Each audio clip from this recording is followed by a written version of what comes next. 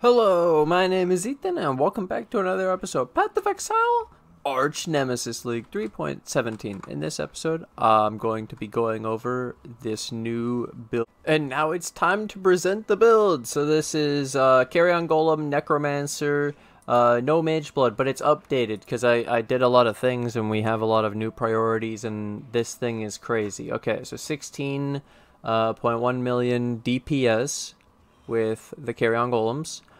And you have no mage blood, and so you have 4,000 life, decent regen, decent armor.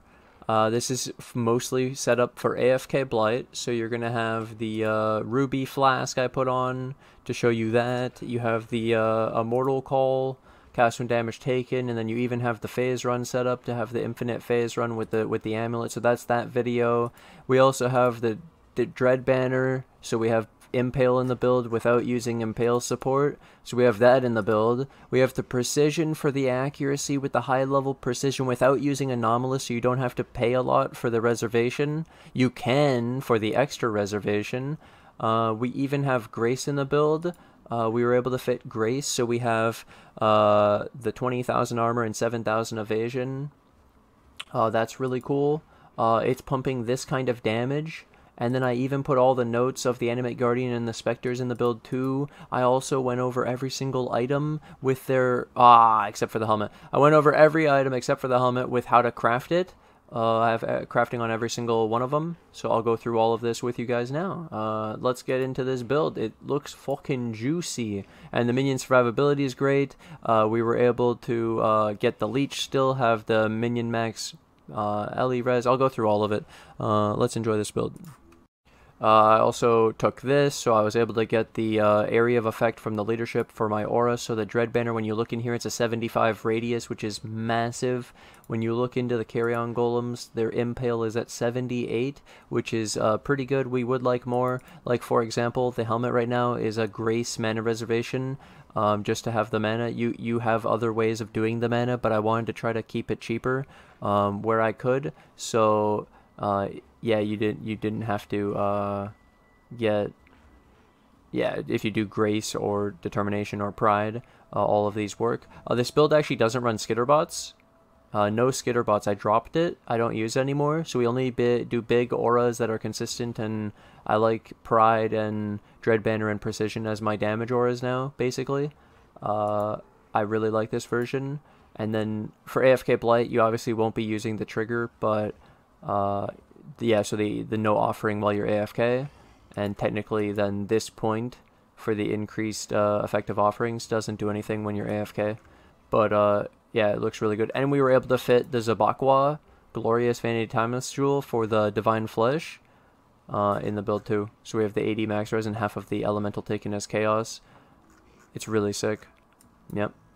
I also have a spell suppress version of this, but for now, we'll just show this off, and this is already insane, and I wanted to share this with you guys. So let's get into it now. Alright, so first I figured Masteries. We went for the Leech. We went for the Minion Max All Res, so they have 83 res in this build, with the 30 Overcap, which is the Commander of Darkness. We don't rely on it. And then we have Overcap on Chaos res because of 2 Dread Marches and this wheel. I took this wheel just so I could take the Leech. Yep. So then next, we come up and I get Overwhelm Fizz, the crit, and the offering. Crit's more damage than the offering, and is even better the more crit multi you get in the build.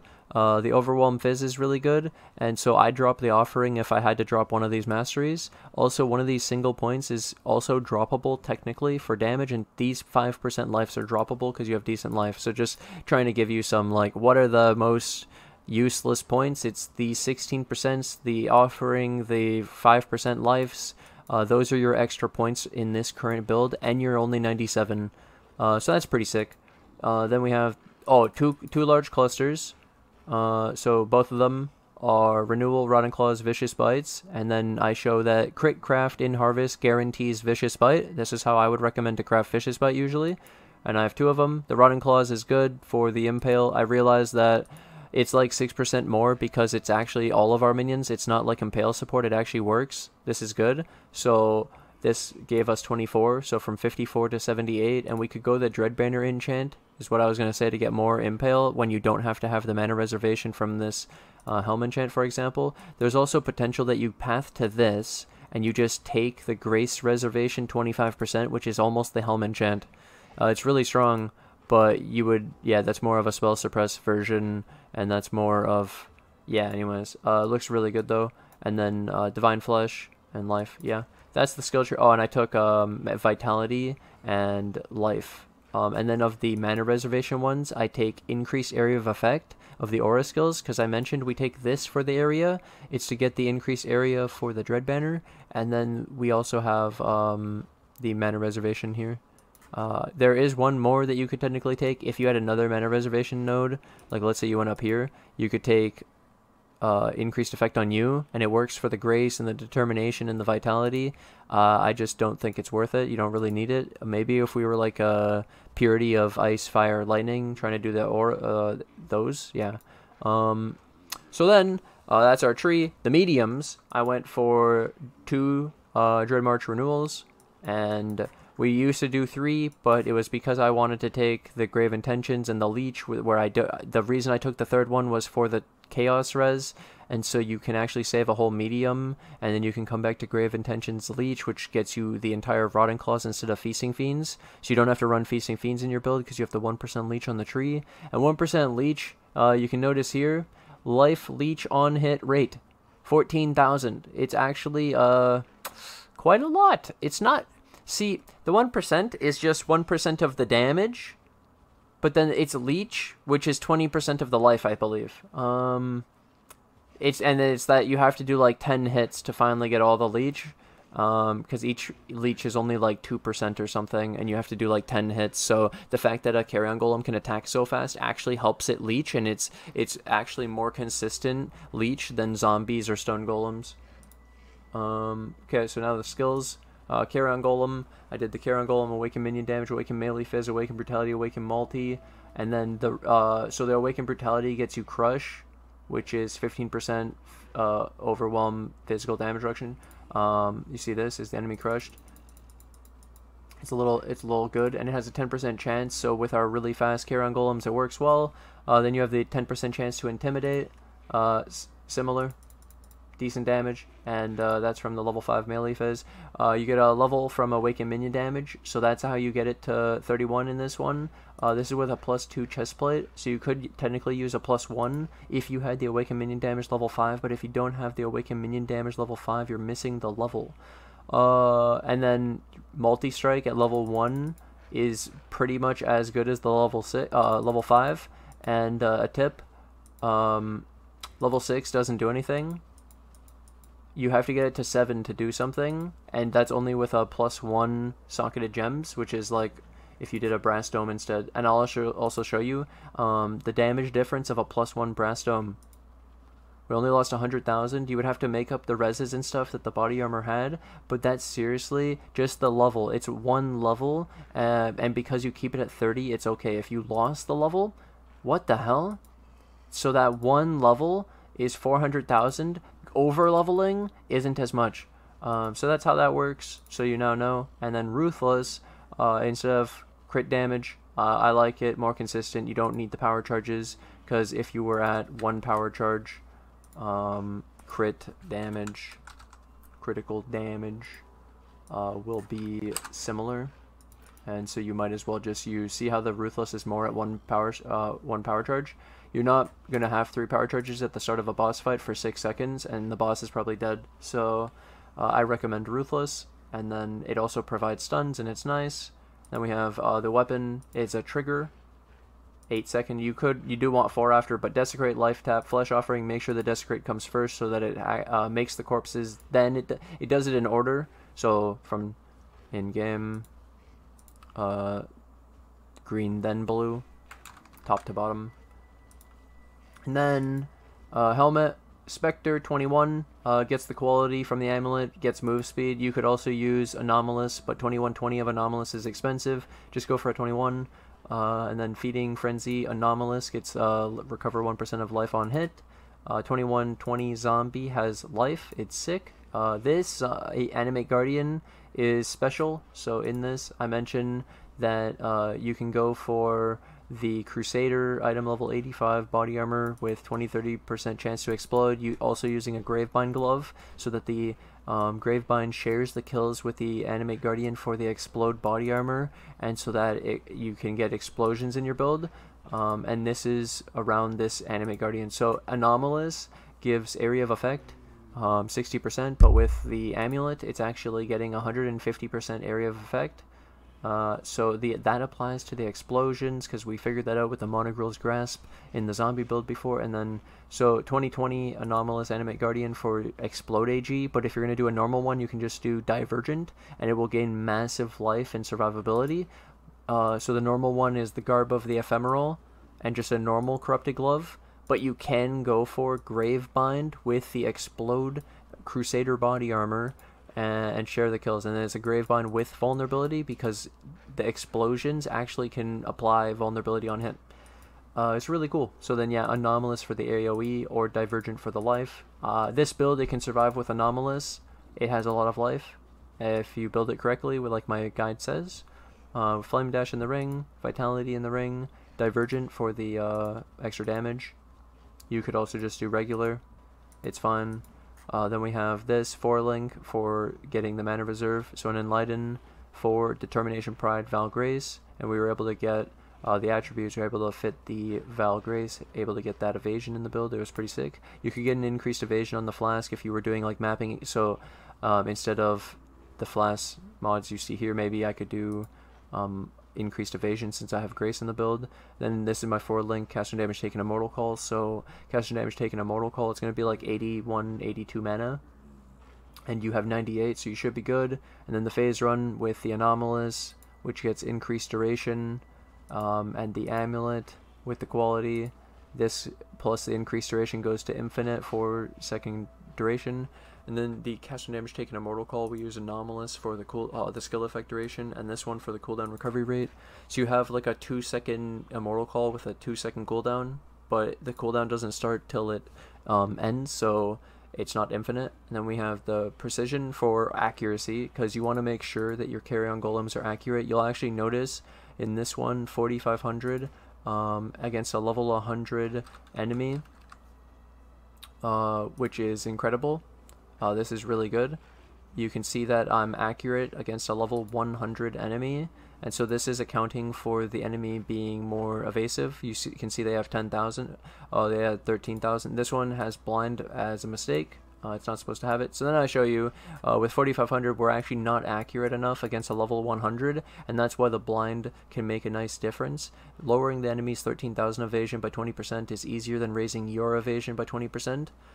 Your accuracy by 20%, because our base is lower than their base. Do you see? So blind is really good, but I figured out I don't like blind jewel as much as I did, because it's only an 8 to 6% chance. 6% for the blind, 8% for the taunt, and I realized that everything's dead before that. So it's like, it's not that great. I just want things dead. If they're getting hit like 12, 15 times, they should be dead. And then by the time the blind's actually activated, like, I don't think it's that impactful, where we already have so much accuracy because of the precision and what we did. Then I did Divergent for the extra damage, and I did Divergent Dread Banner for the chance to get Impale, and then you use Generosity Divergent, and this one's very important for the AoE. Like I mentioned, AoE on the Dread Banner.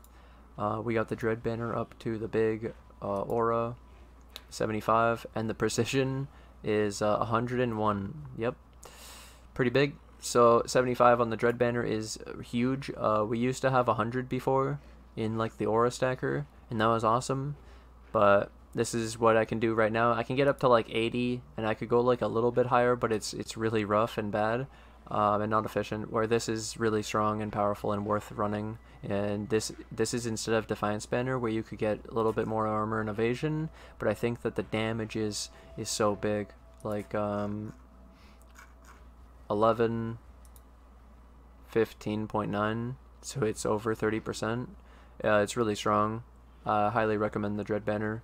The precision is massive for the accuracy, and the crit's nice with the crit stuff. Then you can go for the fractured crit ones later. This doesn't have it. And then you don't use bone armor from Bone Barrier, to give you the advice. The skill, it's just a skill. It doesn't do anything. Like it's just a guard skill that shares the cooldown with a Mortal Call, and we use a Mortal Call automated, so don't touch bone armor. And then the rest of these things work without needing to use the skill. So we get 10% phys damage reduction, the minion life, and the recovery rate. You don't have to use the skill, so just let the automated Mortal Call caster damage taken carry you as long as you have the mana. Make sure you have like 80 something mana, probably 100 would be better.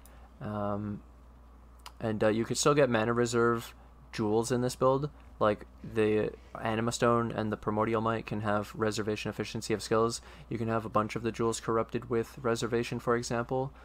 There was also an idea I had down here where this Glorious Vanity Zabaqua Timeless Jewel will corrupt these nodes, and maybe this notable becomes good instead of, well, because they're all fucked up. Maybe maybe it doesn't give you a bad one, it gives you a good one because you roll it. Okay, then you could take this Mastery for the Determination mana reservation efficiency, because it's actually pretty good. Like I said, it's the Helm enchant almost. It's really powerful, really strong. Like running the Grace one, you could run the Determination one, it's right here. You're already there, 3 points. Well, the 4 for the extra Mastery. And then you could get a notable and maybe some pathing that's not that bad from the Glorious Vanity. You also have the 1 point notables. Don't forget about that. If you're using the Zabaqua and you put it in this spot, it converts these Dex and Strength to, Dex and Int to 1 point notables. So definitely roll those, and it's a hyper carry in this jewel. Highly recommend it. And like I said, now we go over the gear. So I have also put all of the crafting on the gear. So how to craft each one and the odds and stuff and everything. So here we go. Convoking Wand, +2 and trigger. And then it also had the attack speed. This is to compete with a cooldown point while also giving the levels to the zombie and the Spectre. So you have an extra Spectre, and then this also has trigger, but you don't need it for AFK Blight. This one's multied with minion damage. Both of them say item level 84, Convoking Wand, average tries, 12 tries of 4-socket Resonator, Shuddering, Metallic, Jagged, and Corroded. This one was just, I didn't say how to craft it. And how would I craft this? Probably just Chaos Spam Harvest, or maybe Bound Fossils, probably Bound. It's not that hard. It's pretty easy to hit this. It's so simple. So then I got the Grace mana reservation. You could also do, like I said, Determination or Pride. You probably wouldn't do Determination because you might be able to take it on the tree with your Glorious Vanity, depending on what your Glorious Vanity is. And then the Helm implicit, mana reservation efficiency of skills, so Eater of Worlds and Searing Exarch implicits. And then Astral Plate +2, active skill gems and intelligence gems. And then you craft life, and this was an item level 80 plus Warlord body armor, average of 2 tries, 4-socket Resonator, Facet, Dense, Pristine, Metallic. And you can actually roll resistances with this. Titan Gauntlet, so it's just a glove. And so first, it's just life and chaos res and lightning res and open prefix for life. For minion damage. And then I say you can use an Essence of Envy or Aberrant Fossil and Pristine. You could also use Chaos Harvest Craft. You could use Life Harvest Craft. You could also use the Lightning Craft and Harvest. Whatever you want. Tons of options. I added the Curse on the glove. You don't have to. Don't do this. Don't try to corrupt your glove. It'll ruin the implicits. I was just showing that this is what the vulnerability does from the Animate Guardian. This is the curse damage, and that's how you would show it in POB.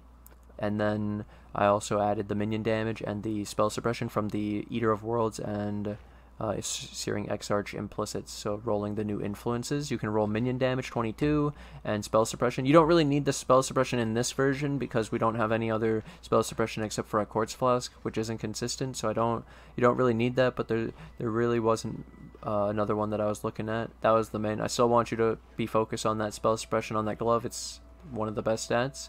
Minion damage is sick. It's like a bone helmet, dude. And then the boot is just move, speed, life, reses. Can't be frozen is important. You don't have a purity of elements for frozen, so this is where you get it. This is a Rin Unveil. I forgot to type that here. God damn it. Let me type it. Wait, why did it delete the stuff I typed on it? There was stuff. When I try to edit it. Oh, it's there now. Okay, we're good. I wanted to put, yeah, Rin cannot be frozen is a Rin unveil June crafting. There we go. Yeah. So that's how you get cannot be frozen. And that's important. And then you get your shock immunity from a flask. You could do a quartz flask or a jade flask. Both work, but make sure to do the use when charges reach full instilling orbs. And then you would craft this with possibly Essence of Zeal, Greed, Wrath, Shuddering, plus Pristines, or maybe Harvest crafts. There's like the Speed crafts, there's Life crafts, and then the implicits are Brittle Ground while moving. This is Searing Exarch, and then you have the Life Regen with the Eater of Worlds. And then increased move speed, if you haven't been hit recently, is the best enchant I like from Labyrinth. You run Lab for boot enchants, and you can also get regen if you've been hit recently. That's fine too. Then we have unset rings that are pretty godly. You might be able to... the dex is fucked. That's what I'm gonna say. You have to get this dex for the grace, or you can't run grace, and you could drop a bunch of the mana reservation and just not run grace. Genuinely, you can do this. You don't have, and then you lower your phase run level to 11. Yeah, that's an option because it's the only 2 gems that have the high dex, and so it could make it a lot cheaper. So if you're looking at this like, oh god, you could drop grace, lower the phase run level. It's very good still. Okay, dex, life, mana, and then chaos res, and then the minimum endurance open suffix. You can use aberrant fossils, chaos crafts and harvest, essence of sorrow, fundamental fossils, pristine fossils, or life harvest crafts. Many options, but the sorrow is going to be the guarantee dexterity. The aberrant fossils are the improving your odds of chaos res. Those are the 2 most rare mods on this. Technically you can get lower life, it's fine. It's those that you want the most is chaos and dex. I had a bone helmet I was looking at. I ended up deciding to go for this instead for the reservation like I showed, and I wanted the +3 instead. I like this, and it was easier to craft than trying to do this. Yeah, I like that better. And then I showed Abberath for the Burning Ground for Blight. You can also use Ralakesh for the moving while bleeding doesn't cause you to take extra damage. And yeah, we have an Ashes of the Star in the build. Sick fucking Ammy. The flask is a life flask. You don't use this while AFK Blight, obviously, so maybe use another flask. You can do Bottled Faith. I didn't show it being used for the damage in this, so this is without the Bottled Faith on. With the Bottled Faith.